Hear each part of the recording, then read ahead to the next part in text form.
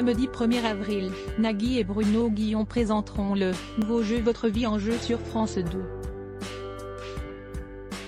Les participants devront répondre à des questions sur leur vie et passer les différentes manches, tandis que les deux animateurs seront eux-mêmes confrontés à des défis amusants.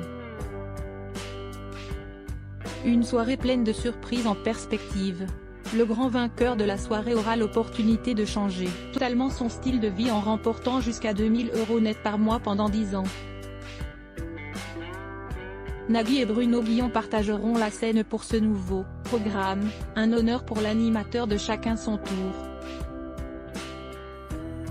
C'est comme un conte de fées, enfant, j'idolâtrais Nagui et aujourd'hui, j'ai la chance de le considérer comme un proche. Il est drôle et brillant, je l'adore, a-t-il déclaré à Télé Loisirs.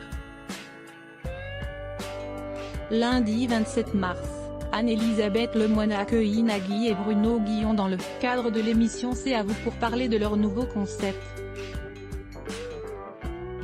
Les deux invités ont accepté de se mesurer à un jeu similaire aux amours, et de répondre à des questions sur l'autre, sous peine d'être aspergés d'eau. Lorsque la présentatrice s'est tournée vers Bruno Guillon et lui a demandé qui Nagui a-t-il accepté d'interviewer à l'époque à contre-cœur, ce dernier n'a pas été en mesure de trouver la bonne réponse. Il s'agissait de Jean-Jacques Goldman. Nagui a avoué avoir interviewé à la radio le chanteur à la sortie de sa chanson Il suffira d'un signe en 1980 à contre-cœur, car il n'aimait pas la chanson. L'animateur a raconté, une attachée de presse m'a proposé d'interviewer Patrick Coutin. J'aime regarder les filles qui étaient le tube de l'été. Elle m'a dit tu auras Patrick Coutin, j'aime regarder les filles si tu fais mon petit jeune, Jean-Jacques Goldman il suffira d'un signe. Je lui ai répondu j'écoute, et donc j'ai écouté le disque.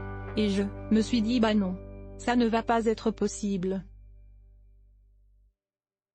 Finalement, après avoir avoué qu'il n'avait pas vraiment pris au sérieux Patrick Coutin lors de leur entretien de 30 minutes, le célèbre animateur et Jean-Jacques Goldman se sont réconciliés. J'ai fait 25 ou 26 minutes de l'interview, a-t-il raconté sur le plateau.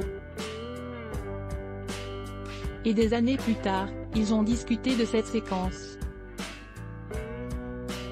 Il s'en est souvenu et on en a parlé. Et depuis,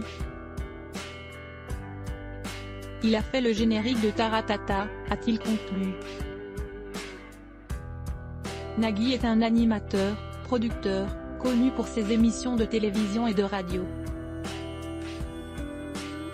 Notamment N'oubliez pas les paroles et Tout le monde veut prendre sa place.